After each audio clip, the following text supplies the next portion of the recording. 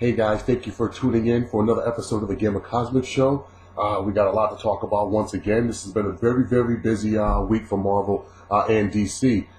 As you guys already know, the Inhumans trailer has already dropped, and it dropped to mixed reviews. And I'm one of those who are critiquing it a little bit, but I'm also one of those who are looking forward to it. My first critique of it is Medusa in her wig. It looks pretty horrendous. I understand they have to cut budgets when it's shows going on regular television versus their counterparts in the theater versions, but this is something that people have been harping on when they first dropped a picture of the Inhuman family, royal family. I'm just surprised they haven't went and worked on that. I mean, we haven't seen anything with Medusa per se, her using her hair, her power, but it makes me also wonder, man, how much other corners are they cutting with this show? I've seen some characters get an overhaul of their look and their appearance, and it's quite alarming, to be honest with you. So I'm just wondering, is the Inhumans a perfect fit for the ABC family right now? And is Marvel doing too much? Are they really doing too much? I mean, we have from everything from Thor 3 dropping this year, Spider-Man Homecoming is also coming in a couple days. We got the Defenders and the Punisher later on this year. So Marvel has a pretty full plate right now, and I'm wondering if they're the oversaturation of Marvel, is there going to be a backlash sooner or later? Like anything, nothing that's on top stays on top forever. We just live in that society now where when somebody's winning for a long time, we tend to start rooting for the underdogs, and the underdogs in this game is the DC Cinematic Universe. With the hit of Wonder Woman, has now paved ways for people to view Warner Brothers and DC in a better light right now. I mean, I'm still one of those who believe Man of Steel is a little bit better movie than Wonder Woman, but Wonder Woman arguably could be the best DC Cinematic Universe movie that they've put out so far. I'm not counting the Nolan Ryans. That's a whole different universe, has nothing to do with this.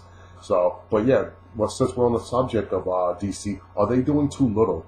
I mean, with the praise of Wonder Woman, I felt like DC was going to roll out a few more little surprises for us. I mean, the only little tidbit they gave us came in the interview with in CBR.com was with Matt Reeves. And Matt Reeves stating that this Batman is going to be a more noir detective style. What that actually means, I do not know. It's going to make me have to go back and read those type of comic books. I'm used to the Batman detective comic books. I'm hoping that's the source material he's going to be pulling from a little bit. And with that said, I'm wondering, is Deathstroke still rumored to be in this movie? I mean, with this style of creative style of direction they're going with this, I'm just wondering if there's any room for him. I think they could still put Deathstroke in a Detective Batman movie. I think it works perfectly. Somebody's been trying to assassinate Batman. He needs to figure out what's going on. Somebody's hurting the ones he cares for and loves, and this guy's always been a step ahead of him, which is unusual for Batman. So I think Deathstroke can fit in this Matt Reeves Batman movie. So I'm hoping to see it happen. And I'm wondering what Ben Affleck's mind state is right now. Is he in a more positive place right now? I mean, is he looking more favorably at this film? Obviously, now we're hearing that the Justice League is not going to be his only time and his last time as Batman. So something must have changed up. I wonder if it's if his stress level has gone down. I mean, now he's not directing. He just has to focus on acting. And I believe that Ben Affleck does love comic books. I believe that I get that from him when he talks about it. I see the passion. He grew up just like us. He might not be a diehard, but I think he's above average casual comic book fan. And I think he really wants to make this film the best Batman ever. I don't think he wants to settle for it was just okay, but the Nolan Ryan ones were better. I think he wants to blow those out the water, and he wants, when people talk about Batman, they want you to mention his name first before Christian Bale's. That's just the competitiveness I get out of Ben Affleck when it comes to these comic book property movies. So hopefully I'm proven right that this is going to be the best Batman ever. His warehouse scene, to me, cemented him as being one of the best Batman, or the potential to be the best Batman. So, and I don't know if Ben Affleck's in a relationship right now. I don't know if he's working things back out with his baby mother. Maybe, I hope so. I always like to see families get back together. So I'm hoping that's the case. And if that is true, that could put him in a happier place also too, and have him focused a little more on this film and not worrying about what's going on the outside. For him to worry about his job. So yeah, man. But I really do think DC could do a little bit more with the wonderful reception that Wonder Woman has received. I think they need to capitalize on that a little more, and I think they should have thrown a little more tidbits out there for what's coming for the DC Cinematic Universe. We did get that amazing logo they put out a few weeks ago, which I think was fucking amazing. I love it, and that's a good start. But we need a little bit more to keep us interested. I mean, the Batman movie is not coming out till 2019, so what do we have in between then to keep us focused and keep us wanting more from the DC Cinematic Universe? Marvel's going to give us something. They're going to give us 2 projects at least every year.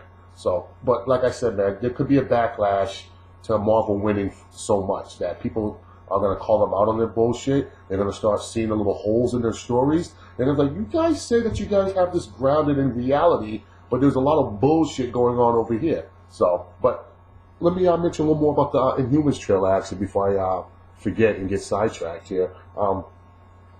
I noticed that they vastly depowered Black Bolt. I mean, even that little poof and the car went flying.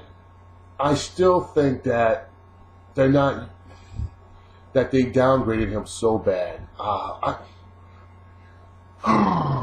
understand that probably the Inhumans budget is probably $3.5 to $5 million an episode, so they have to watch their costs. So they're probably going to focus more on the storytelling and just the acting from these actors and actresses, so to carry this show. So it's probably going to be on the same lines as Agents of S.H.I.E.L.D. So you know what to expect when you watch Agents of S.H.I.E.L.D., like how much money they're going to put into something, how big the fights are going to be. You know what I'm saying? Like what they do with characters that they introduce into this Marvel Cinematic Universe that's expanding now on Netflix and ABC now, and then we have them in the theater. That if it's too costly for CGI, they just change the whole character's appearance up. And that's something that I have noticed, and I feel like they're going to do that with the Inhumans.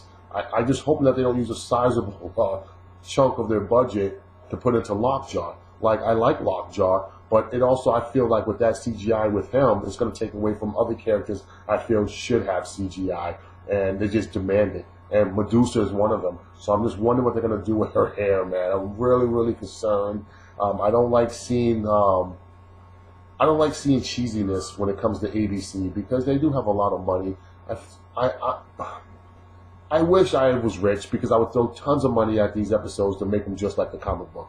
I am a comic book purist, so I like, for anything that has to do with characters that I grew up on, I like them to stay true to the comic book source. I really do.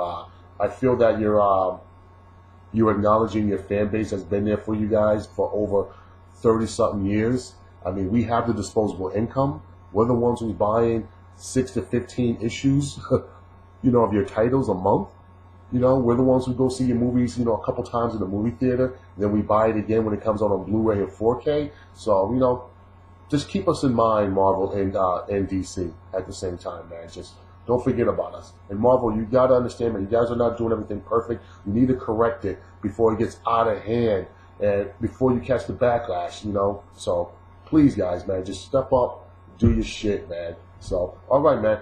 Moving on to some news about Deadpool 2. Unless you lived underneath a rock, then you've probably seen everywhere on social media Josh Brolin working out. And he's looking brolic. I'm seeing the veins in his arms. He's looking very muscular. I do think he's skipping and going light on his leg workout, but let's be honest, we're probably not going to see too much of his legs in the movie. It's more about that arm that's not shielded by metal. I want to see that rippling with muscle. I want to see the other metal arm rippling with muscle. So it seemed like he's taking this character very serious, and I applaud him. I have full faith in the Deadpool franchise. They haven't let me down yet, so I'm going to give them the benefit of the doubt. I'm assuming they're getting a lot more money thrown at this movie, so their budget's probably going to be anywhere between 75 to 100 million easily. They could probably, Ryan Reynolds and his crew could probably ask for anything they want for this. I mean, people are looking forward to Deadpool 2. It's one of the most anticipated movies to come out in the next couple of years.